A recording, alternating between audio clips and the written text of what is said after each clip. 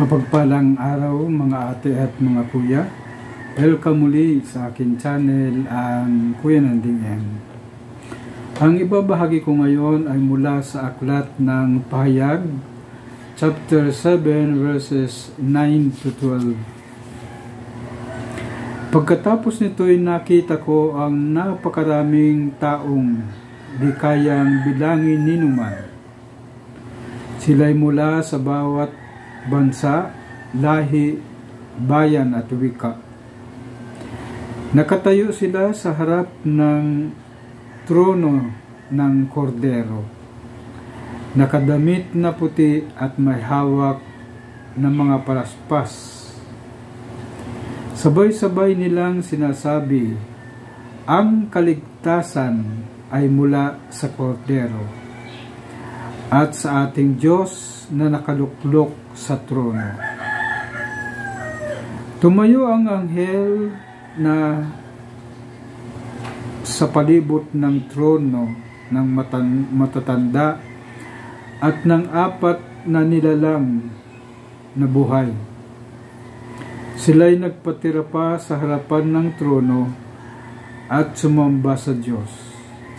Ang wika nila, Amen.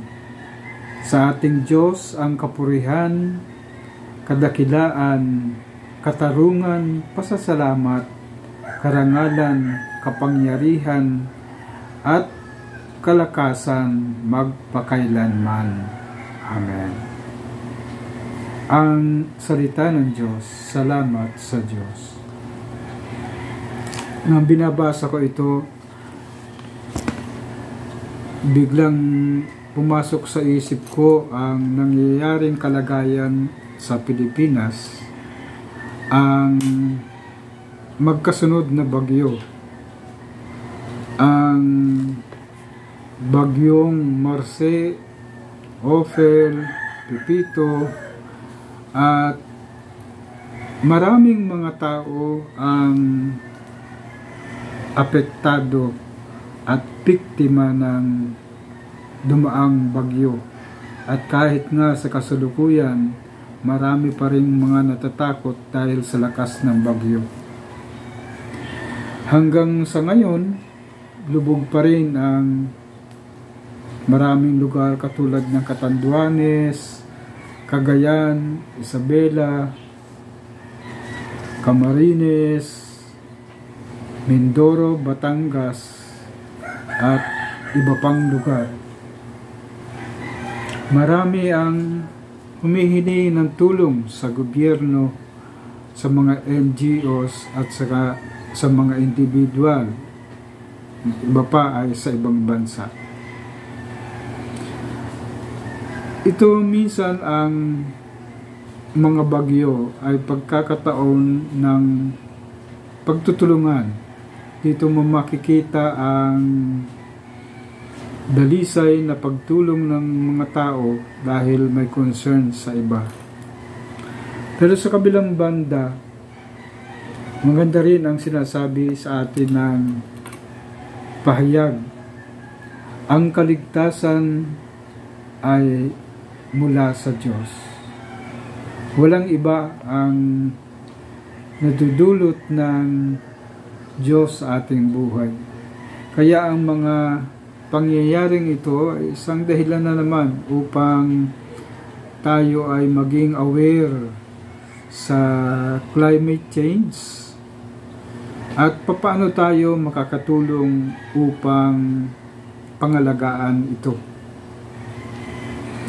Kaya napakahalaga sa buhay ng tao ang pagpapahalaga sa kalikasan, ang pagtutulungan at pagbabago ng lifestyle. Kung nangyayari ang mga sakunang ganito, paano tayo patuloy na tumutulong sa kalikasan upang maging maayos ito. Ang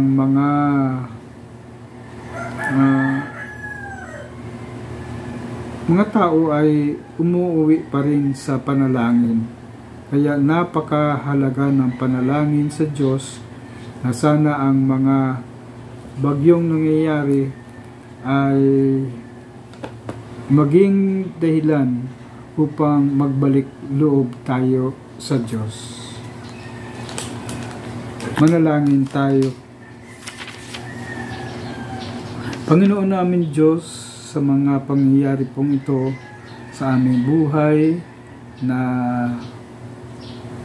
sunod-sunod na bagyo, sana'y mapukaw ang aming puso, ang aming isipan, na ang kahalagahan ng pagbabalik sa iyo ay isang pangunahin.